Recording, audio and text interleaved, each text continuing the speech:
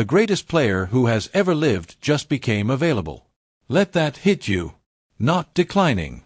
Not retiring. Not walking away quietly. Available. On the open market. A free agent.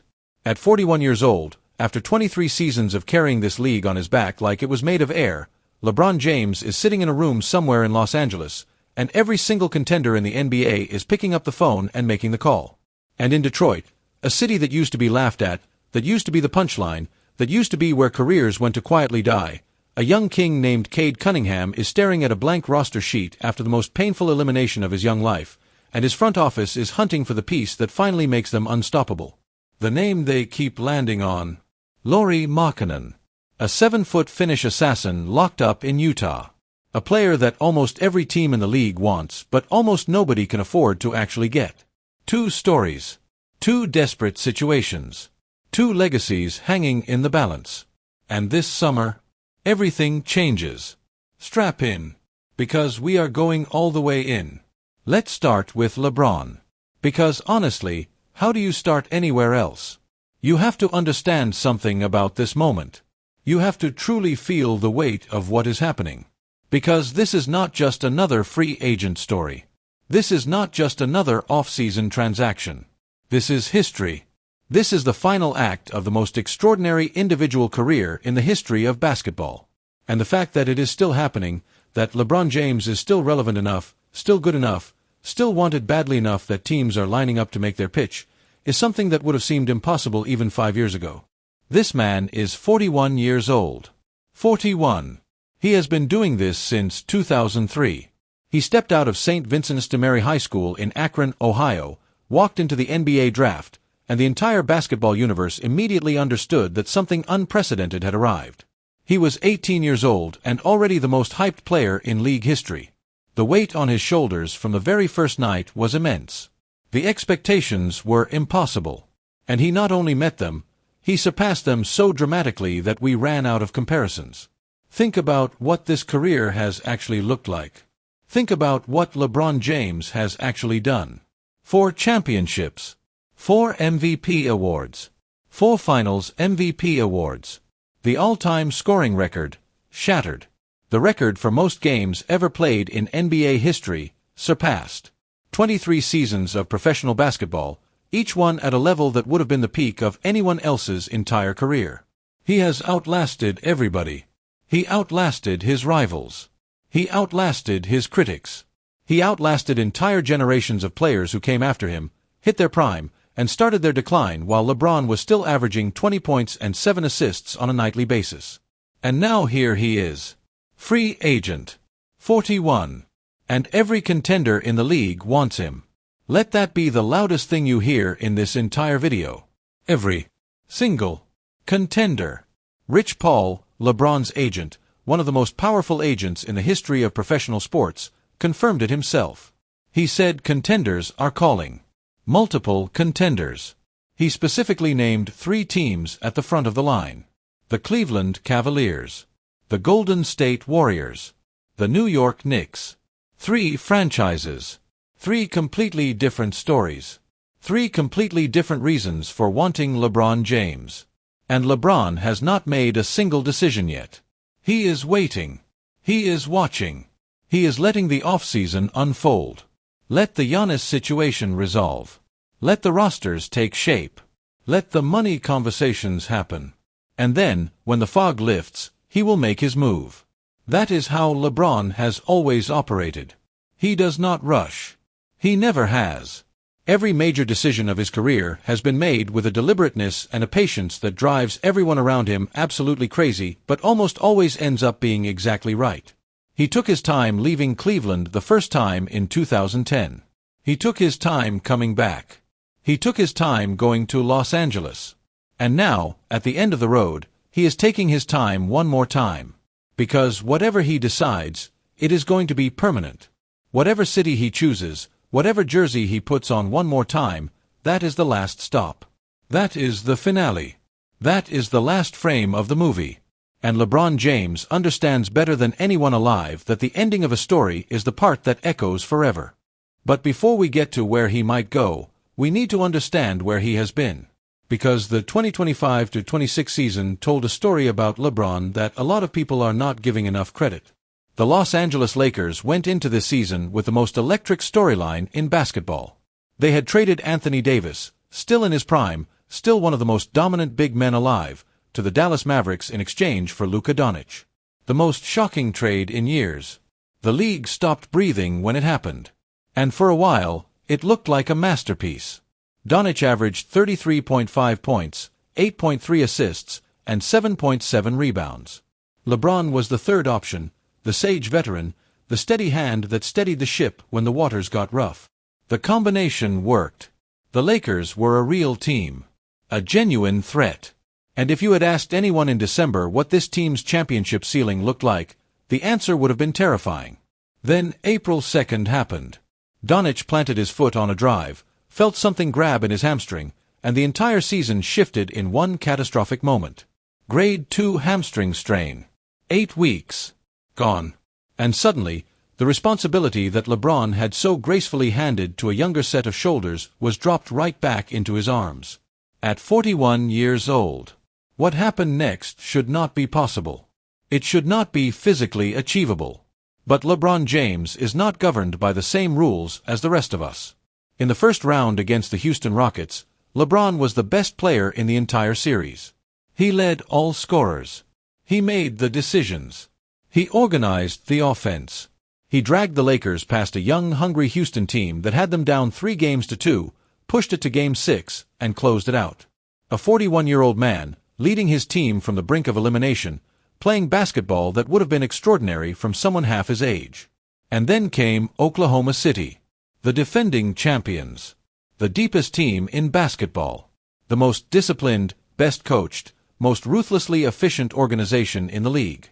Shai Gilgeous-Alexander and the Thunder, built to win, sharp as a blade, already proven as the best. Without Doncic, the Lakers were not built for this. Not because LeBron was bad. He was extraordinary. 24 points and 12 rebounds in the final game of the series. Numbers that would define most players' entire postseasons. But the Thunder had too much depth, too much talent, too much of everything the Lakers lacked without their franchise player. The sweep came. 4-0. Oklahoma City moved on. And LeBron James played the last game of his Lakers season, and possibly his career, averaging 23.2 points, 6.7 rebounds, and 7.3 assists across the entire playoff run. At 41. Sports Illustrated ranked his 4 most realistic landing spots. CBS Sports broke down the financial math. ESPN had insiders working every angle. Mark Stein listed the 4 franchises in the running. The internet went to war. Because even now, even after all of this, after everything, after 23 seasons and 4 championships and more records than anyone can count, LeBron James is still the most important name in a room every time his name enters it. That is the definition of a legend. Not someone who was great. Someone who stayed great so long that the world never got a chance to stop paying attention. Now let's go through the options. One by one. Because each of these destinations tells a completely different story. And each one carries a weight that goes way beyond basketball. Start with the Los Angeles Lakers. The default. The easy choice. The path of least resistance. LeBron has been in purple and gold for 8 seasons. His family is in Los Angeles. His business empire is in Los Angeles.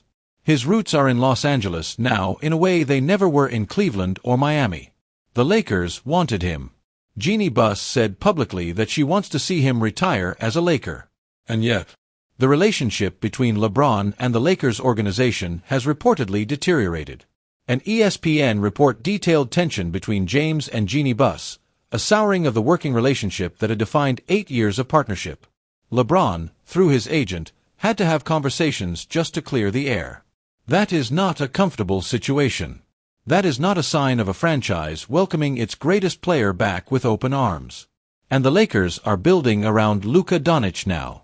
Explicitly. Openly. This is Luka's team. The financial structure, the roster philosophy, the long-term vision, it all centers on a 25-year-old Slovenian point guard, not a 41-year-old legacy icon. Whatever the Lakers offer LeBron, if they offer anything meaningful at all, it will be a supporting role. After $52 million last season. After being the franchise for a decade. After everything he gave this organization. A supporting role. Maybe LeBron is okay with that. Maybe his competitive fire burns hot enough that any ring, anywhere, with any team is worth swallowing his pride. But something feels off about that ending. Something feels incomplete about a man who has always written his own story agreeing to be a footnote in someone else's. Now the Golden State Warriors. This is the one that makes the basketball purist's heart flutter. LeBron James and Stephen Curry. On the same team. At the end of their careers. These are the two men who defined the 2010s. Who competed against each other in 4 consecutive NBA Finals, the greatest finals rivalry in the modern era. Whose battles shaped the entire conversation around the greatest of all time. Who pushed each other to performances neither might have reached without the other as the measuring stick. They were the two most important players of their generation. On opposite sides of a dynasty-defining rivalry. And now, the idea of them standing side by side, hunting one more championship together, writing the final page of an era with their names at the top of the same roster, that is not just a basketball story. That is cinema. That is the kind of moment sports creates that transcends sports and becomes legend. League sources have confirmed it. The Warriors have maintained long-standing interest in bringing LeBron to Northern California. The desire is real. The conversations are real. The dream is real. But here is the brutal truth. The money is not.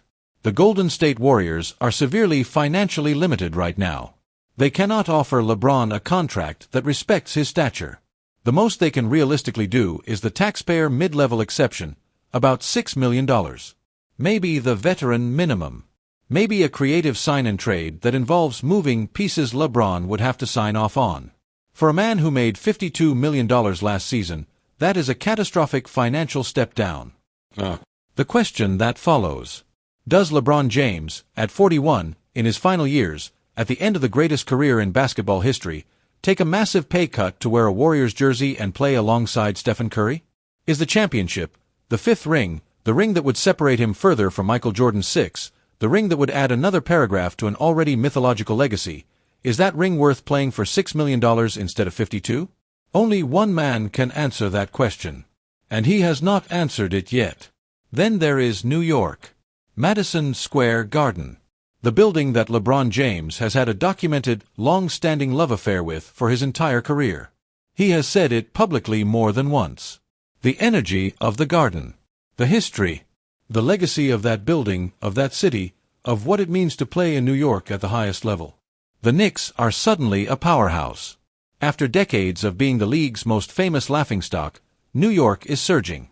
They are being called the favorites to reach the NBA Finals for the first time since 1999. Jalen Brunson is running the show like someone born to do exactly this. Karl-Anthony Towns is imposing his will. The Garden is loud and alive in a way it has not been in a very long time. But here is the dilemma. The Knicks might not need LeBron. They are rolling. The chemistry is built. The core is established. Adding LeBron, at this stage of his career, at a minimum contract, disrupts a carefully constructed system for uncertain upside. Would a 41-year-old LeBron, playing 3rd or 4th option basketball in New York, actually make the Knicks better? Or does it distract from what they have built? LeBron has deep fondness for the Garden. But the Knicks might look at the situation and decide that staying the course is wiser than disrupting the team that got them to this point. That leaves LeBron standing in front of a building he loves, hat in hand, and the people inside making their own calculation about whether the greatest player of all time fits inside the plan they have already drawn. That is a strange thing to write. But these are strange times. And then there is Cleveland. Home. The place where LeBron James grew up.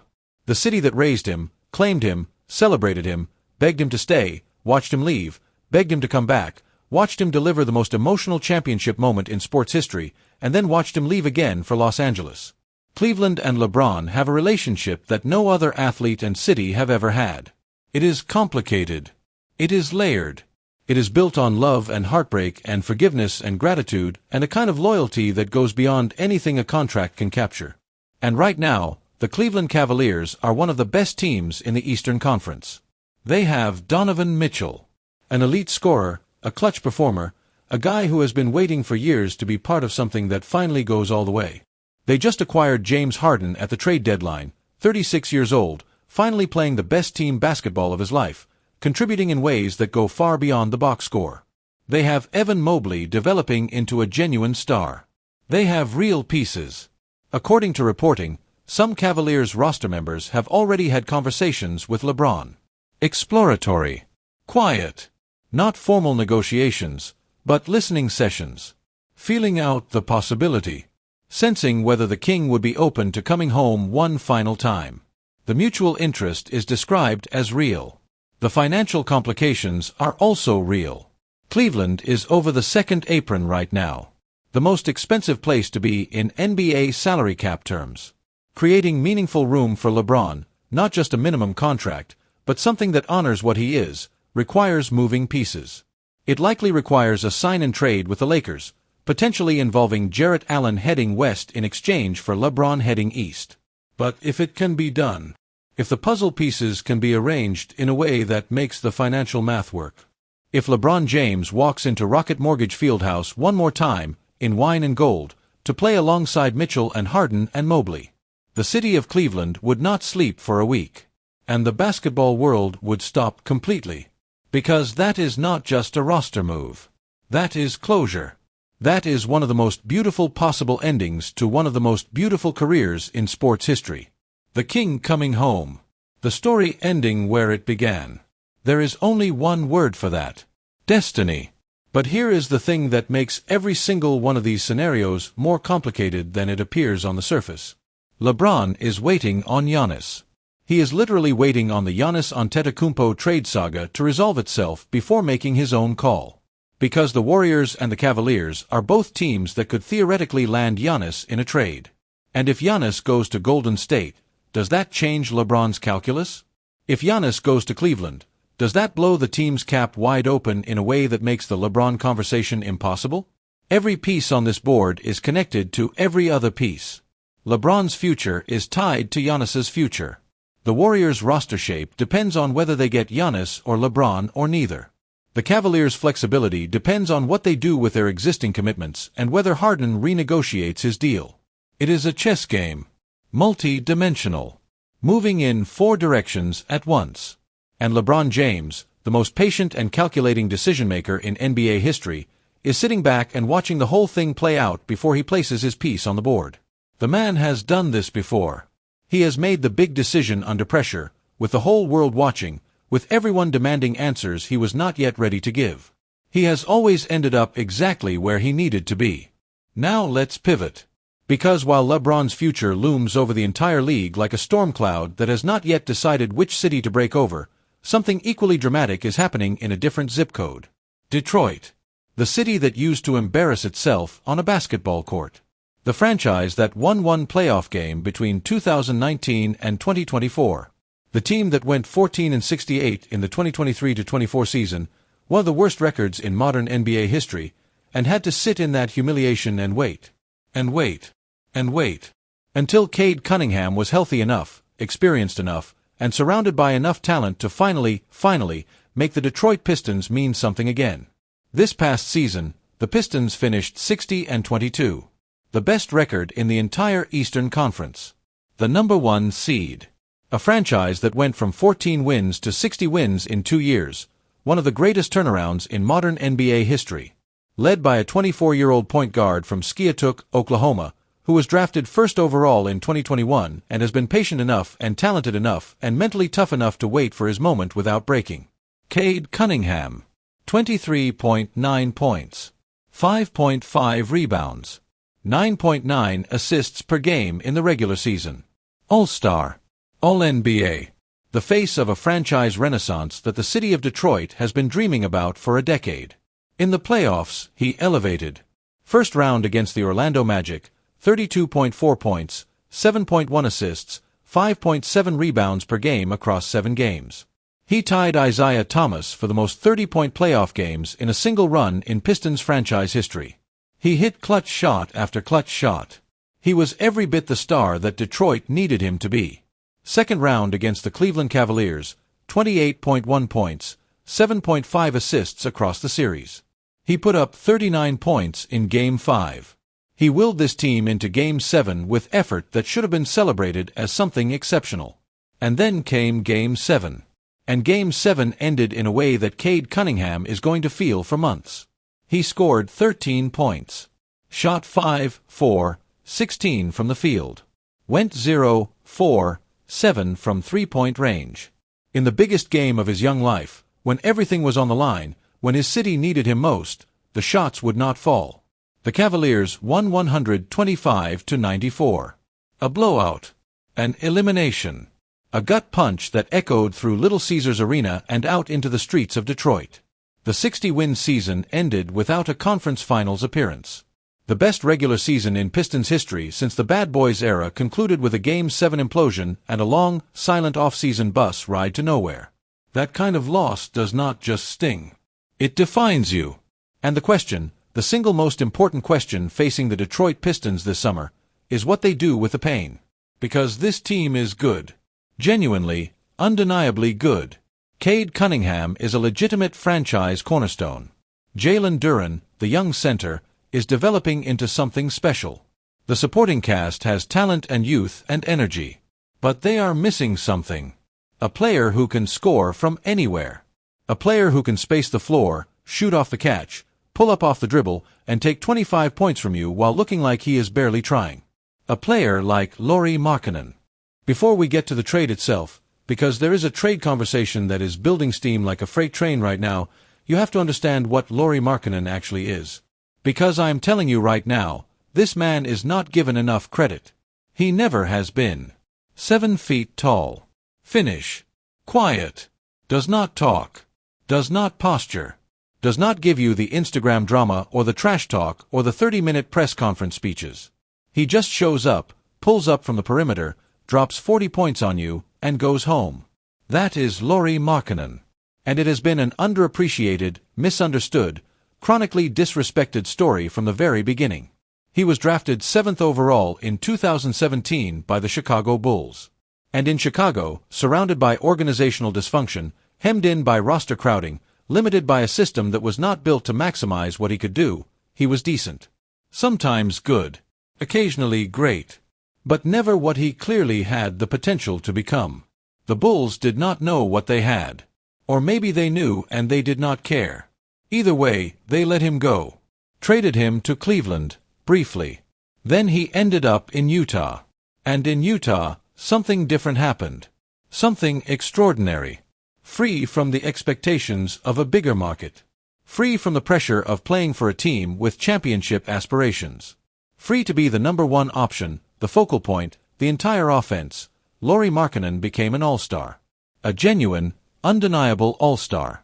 He averaged 29.9 points this past regular season. 30 points a game. On 48.5% shooting from the field. On 38.8% from three-point range. He is a 7-footer who can shoot like a 2-guard. Who can catch and shoot, create off the dribble, post up, face up, pull up from the logo, and hurt you from literally every single spot on the floor. He is a nightmare matchup for every defense in the league because there is no good answer to the problem he poses.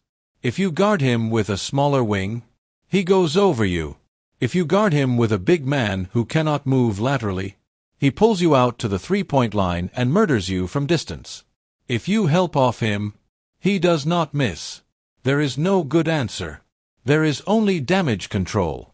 And Lauri Markkanen makes damage control feel like a full-time job. In Utah, on a team that has not been remotely competitive, he has been doing this in relative obscurity. Putting up numbers that would make him a household name on a winning franchise. Quietly becoming one of the most efficient scorers in the entire NBA while most casual fans are still thinking of him as a decent stretch big from Chicago. That era is about to end. Because Lauri Markkanen is about to be traded. And Detroit has been circling him like a hawk for a very long time. The report came from Shams Charania, the most connected reporter in basketball, the man who has broken more trade stories than anyone alive. He said it on ESPN. Clear as a bell. The Pistons are expected to try and trade for Lauri Markkanen this summer. That sentence detonated in Detroit like a firework. Because everyone who watches this team closely has known for months that Markkanen is the missing piece. The perfect complement to Cade Cunningham. The spacer the offense desperately needs. The scorer who makes the entire system click in the way it almost clicked this season, but not quite. Think about what that starting lineup would look like. Cade Cunningham at point guard, 9.5 assists per game, can get anywhere on the floor, one of the best shot creators in the league at just 24 years old. Jalen Duren at center, already one of the best young big men in basketball, a physical force in the paint, a lob threat, a rebounder who fights for every single one. Lauri Markkanen at power forward, 7 feet of unstoppable, floor spacing, shot-creating mastery. Imagine the spacing. Imagine what that does to opposing defenses. Imagine trying to load up on Cunningham driving left when Markkanen is standing on the arc ready to catch and fire. Imagine trying to take away Markkanen's pull-up when Duren is rolling to the rim. The Pistons with Markkanen are not just a good team. They are a legitimate championship contender. Maybe the most dangerous team in the Eastern Conference. But there is a problem. There is always a problem. And this one is not small. The Utah Jazz love Lauri Markkanen. Let me be precise. The Utah Jazz love what Lauri Markkanen represents. They just signed Jaren Jackson Jr. to pair with him. They made a statement trade to bring in a real second star, explicitly telling the league, "We are building around Markkanen, we are not selling, we are keeping him, this is our guy."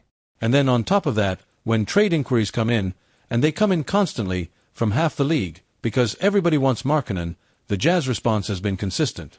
You want him. You pay. Full price.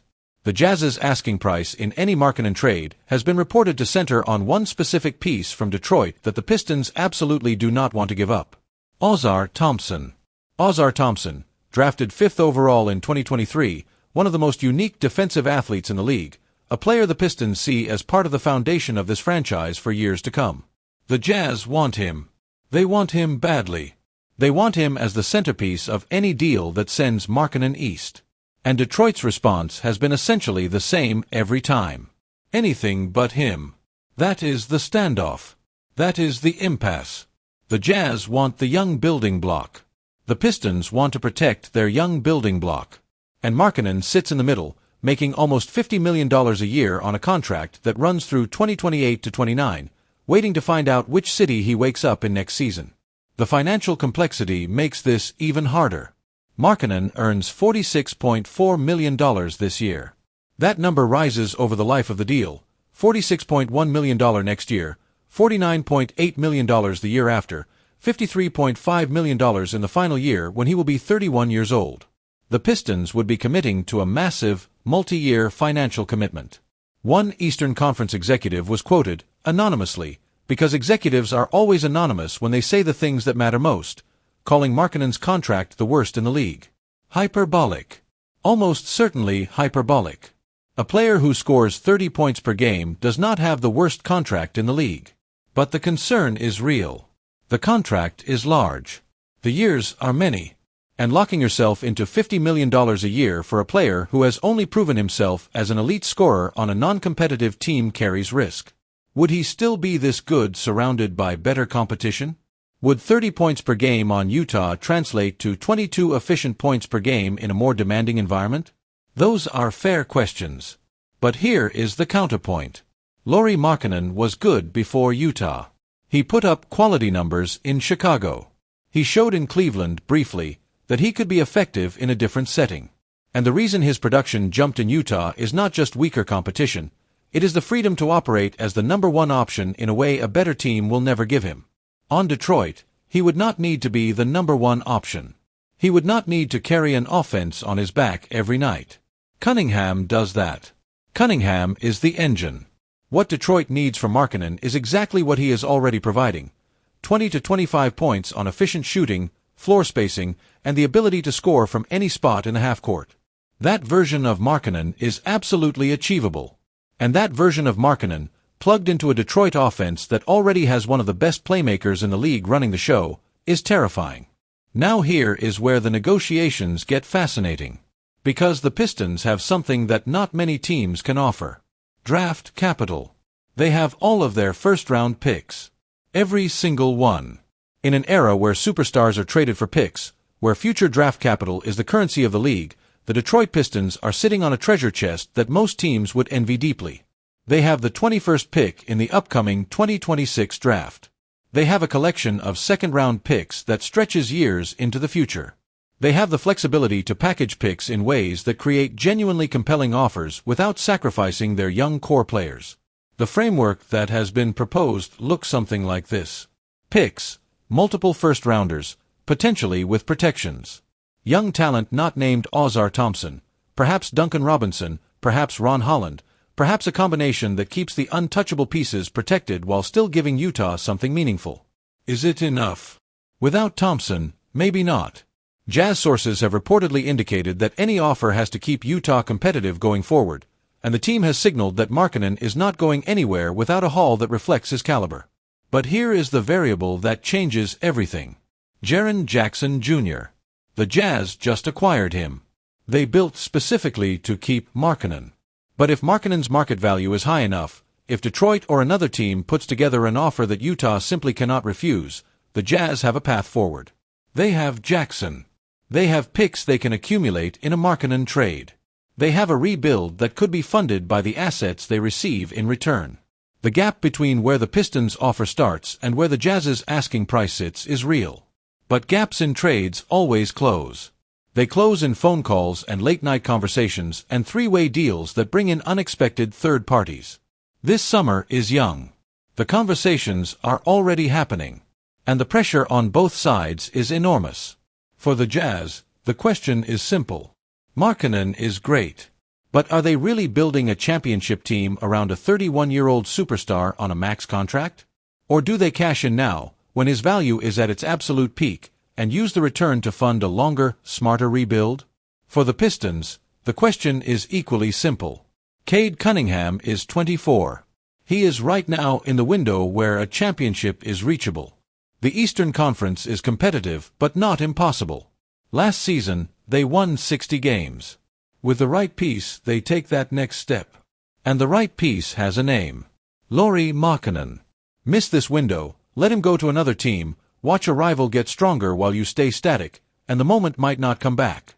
Championship windows in the NBA do not stay open forever. They open. You act or you do not. And then they close. Detroit has been waiting long enough. Let's talk about what adding Markkanen would actually mean for this team in real basketball terms. Because the numbers are one thing, but the feel of it is something different. Right now, the Pistons' offense runs through Cade Cunningham. Everything starts with him. He has the ball in his hands, he makes the decisions, he creates the shots. And he is excellent at it. 9.5 assists per game tells you everything you need to know about his ability to make the right play, find the open man, run a sophisticated NBA offense at a high level. But here is the problem. Opposing teams know exactly what Detroit wants to do. They load up on Cunningham. They send bodies at him. They force him into difficult decisions, take away his first and second options, make him work for everything he gets. And when the defense is disciplined enough, as Cleveland was in Game 7, the whole thing stalls. Now add Markkanen. Now that 7-foot shooter is standing at the arc, and the defense has to make a choice. Do you stay connected to Markkanen and let Cunningham attack? Or do you help on Cunningham and leave Markkanen open at the three-point line, where he shoots almost 40%? There is no good choice. There is only which way you want to lose. That is what spacing does. That is what a genuine shot creator at the power forward position does for a penetrating playmaker like Cunningham. It opens up lanes. It forces rotations. It makes the offense multidimensional in a way that one great player can never do alone. And defensively, Markkanen is not Draymond Green.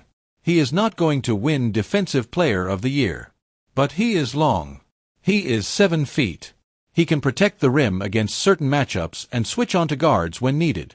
He adds a dimension that Detroit's current forward rotation simply does not provide. The Pistons with Cade Cunningham, Jalen Duren, and Lauri Markkanen as the core would have 3 of the 5 best players in the Eastern Conference.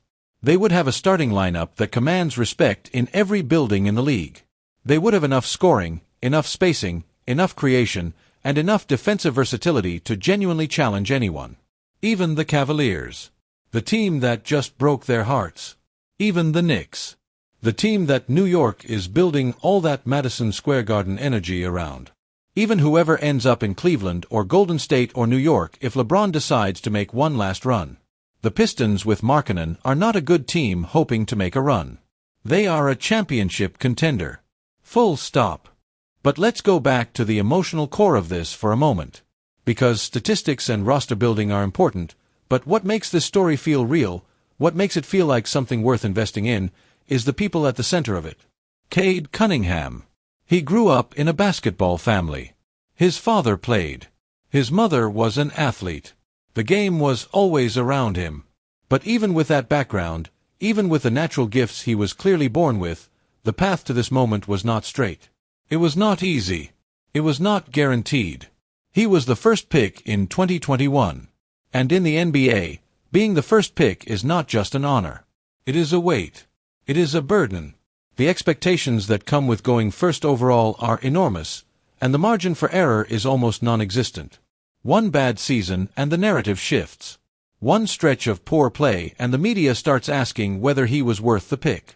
One injury and the whole timeline collapses. Cunningham got hurt in his second season. A serious shin injury that cost him most of the year. He came back. He worked. He was patient in a way that most 22-year-olds are not capable of being patient. He trusted the process and trusted himself when the results were not yet there to justify that trust. And then 2024-25 happened. The Pistons started winning. Really winning. And Cunningham was the engine, the heart, the brain of all of it. By 2025-26, this past season, he was playing at an entirely different level. 9.9 assists per game.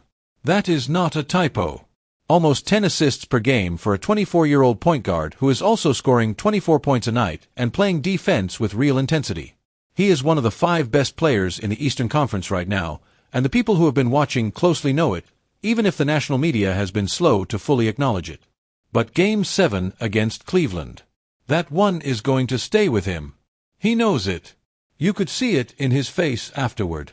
Not just disappointment, devastation. The kind of devastation that comes from knowing you had the moment in your hands and could not hold on to it. 13 points on 5 for 16 shooting. 0 for 7 from 3 in a must-win game. That does not define him. One bad game does not erase what came before it or what is coming after. But it will fuel him. It will be the first thing he thinks about when he wakes up in the morning this summer. It will be the last thing he thinks about before he falls asleep. And when training camp opens in October, it will be the fire underneath everything he does. That kind of loss, the one that gets away, does not break great players. It builds them. And here is where the two stories of this video collide in a way that is almost cinematic in its neatness. Because while the Pistons are building toward something, while Cunningham is getting better, while the front office is hunting for the piece that makes them complete, while Detroit is one more player away from being terrifying, LeBron James is sitting in his decision, turning it over in his mind, evaluating his options. And one of the names in the running for LeBron? The Cleveland Cavaliers. The team that just eliminated Detroit. The team that has Mitchell and Harden and Mobley and cap complications and a potential LeBron reunion that would shake the entire Eastern Conference. Think about what that does to the Pistons equation. If LeBron goes to Cleveland, if the Cavs add LeBron to a team that already beat Detroit in 7 games, the Pistons are no longer competing with a good team. They are competing with a super team. A team that has a 4-time champion willing to play a complementary role, a top 5 scorer in Mitchell, a 36-year-old playmaker in Harden who has found his second wind, and a defensive anchor in Mobley. That is why this Markkanen trade is not just a nice off-season addition. It is an existential necessity. If the competition gets stronger, and in the Eastern Conference right now, the competition is already getting stronger by the hour, standing pat is not a neutral decision. Standing pat is falling behind.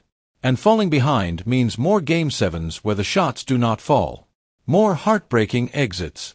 More wasted prime years from one of the best young players in the league. Detroit's front office understands this. That is why the urgency around Markkanen is real. Not manufactured. Not hype. Real.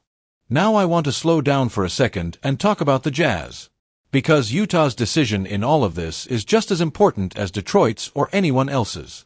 The Jazz are in a fascinating spot.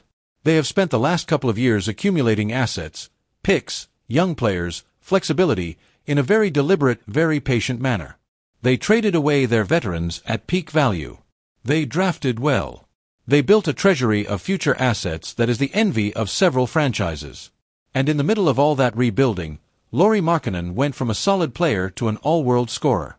His development has been so dramatic, so complete, so surprising in its scope, that the Jazz suddenly have something they did not plan on having. A superstar. On a max contract. On a rebuilding team.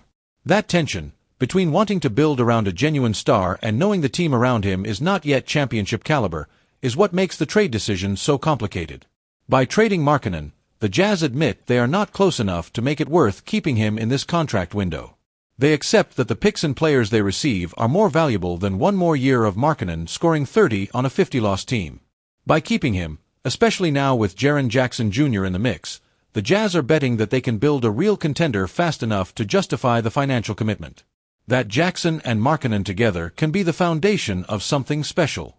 It is a genuine dilemma. Not an easy call. But here is what tips the scales toward a trade eventually happening. Markkanen himself. He is 30 years old. He is in the prime of his career. He knows, as any elite player knows, that winning matters. That the individual numbers only carry you so far. That there comes a point where you look at the situation around you and you start wondering whether this is really the best version of your career. He has been in Utah for years. He has been winning scoring titles and all-star selections on a team that cannot compete in the playoffs. He has been extraordinary and irrelevant at the same time. And while Utah is better now with Jackson, better than they were last year, they are not ready to compete with the Warriors or the Spurs or the Cavaliers or the Pistons or the Thunder. Not yet. Not close enough to justify staying if someone else is offering a championship window. And this is where everything changes. This is the part of the story that most people are not fully focusing on yet. But it is the part that matters most. The entire Eastern Conference is about to be reshaped by what happens in the next 3 months. Not slightly reshaped. Fundamentally. Bone deep. The alignment of power that determines who wins and who loses championships for the next 5 years is being decided right now, in these conversations, in these phone calls, in these meetings. If LeBron goes to Cleveland, the Cavs become the favorite to win the East. If Giannis gets traded to a Western team, the East becomes more open than it has been in years. If Detroit lands Markkanen, the Pistons make a legitimate case as a finals contender. If Golden State gets LeBron or Giannis, the Western Conference becomes an absolute war zone. Every domino is connected to every other domino. Every decision creates a chain reaction that ripples across the entire league. And nobody, not LeBron, not the Cavaliers, not the Pistons, not the Jazz, can make their move without watching what everyone else does first. It is chess. At the highest possible level. With 30 rosters on the board and billions of dollars and championship legacies as the stakes. Let me paint you a picture of what this summer looks like at its most dramatic. July arrives. The free agency period opens. LeBron James has been watching the Giannis saga play out. He has waited. He has let the fog clear. He has let the big pieces land where they are going to land. And then he picks up the phone. Not to call his agent. Not to call a team. He picks up the phone and he calls Stephen Curry. Because that is who LeBron James is. He does not just sign contracts. He builds narratives. He understands that the story matters as much as the basketball. And the story of LeBron and Curry on the same team, chasing one last ring together, is the most compelling story in basketball. Or maybe he does not call Curry. Maybe he calls Donovan Mitchell. Maybe he texts him the way stars text each other, quietly, without agents, without the media knowing. Maybe he says something simple. Something like, "I want to come home." And Mitchell says something back, "We want you here." And just like that, the basketball world explodes. Because either scenario, LeBron to Golden State or LeBron to Cleveland, fundamentally rewires the power structure of the entire NBA. Meanwhile, in Detroit, GM Trajan Langdon is on the phone with Utah Jazz GM Danny Ainge. The offer has been structured. It has been restructured. Picks have been added. Players have been adjusted. The negotiation has been running for weeks, quiet and careful and relentless in the way that championship-level negotiations always are. And then, maybe in mid-July, maybe late July, maybe after the Markkanen situation has simmered long enough that Utah blinks, the deal gets done. Lauri Markkanen lands in Detroit. Cade Cunningham gets the text from his general manager. He is coming. And Little Caesars Arena, the building where Detroit basketball lives, the building that was silent and empty and hopeless for years, erupts with a noise that you can feel in your chest from miles away. Not a sound of relief. A sound of arrival. Because here is what this all really comes down to. Here is the emotional core underneath all the numbers and the trade packages and the free agency speculation and the financial machinations. This is about cities. This is about places. Cleveland is a blue-collar town that has known heartbreak at a cellular level. A city that has had its heart broken by athletes and championships and close calls for generations.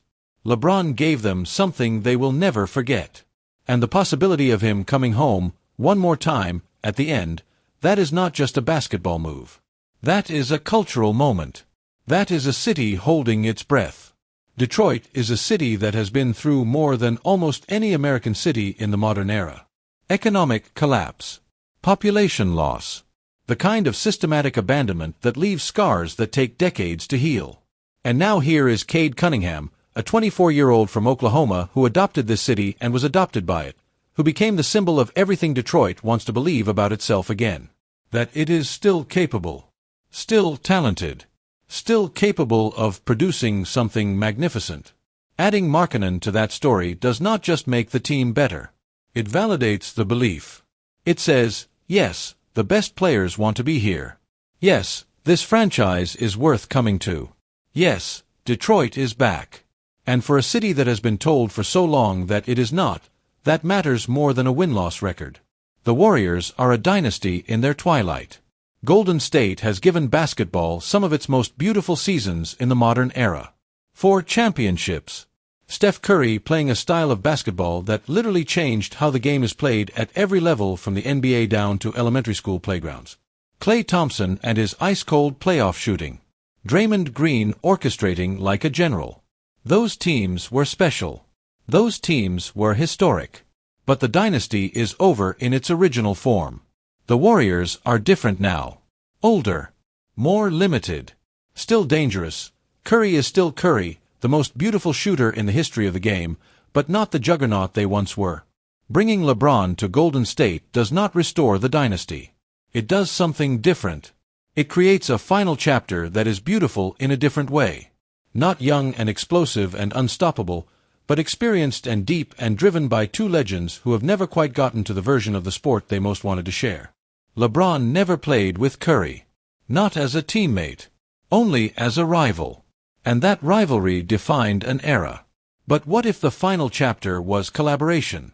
What if the men who competed against each other through the greatest stretch of NBA Finals battles in recent memory stood together one last time? That is not just a basketball game. That is a gift to anyone who has ever loved this sport. Here is what I know. I know that LeBron James is not done. The man averaged 23 points in the playoffs at 41 years old. His competitive fire has not dimmed. His intelligence about the game has never been sharper. Whatever he decides, Lakers, Cavaliers, Warriors, Knicks, or retirement, he is going to approach it with the same deliberateness and the same fierce sense of purpose that has guided every decision of his entire career. I know that Cade Cunningham is on the verge of something historic. That Game 7 loss, that gut punch against Cleveland, is not the end of his story. It is the chapter before the breakthrough. The best players in this league are defined not by whether they have bad moments, but by what they do after the bad moments. Cunningham has the makeup. He has the talent. He just needs the piece.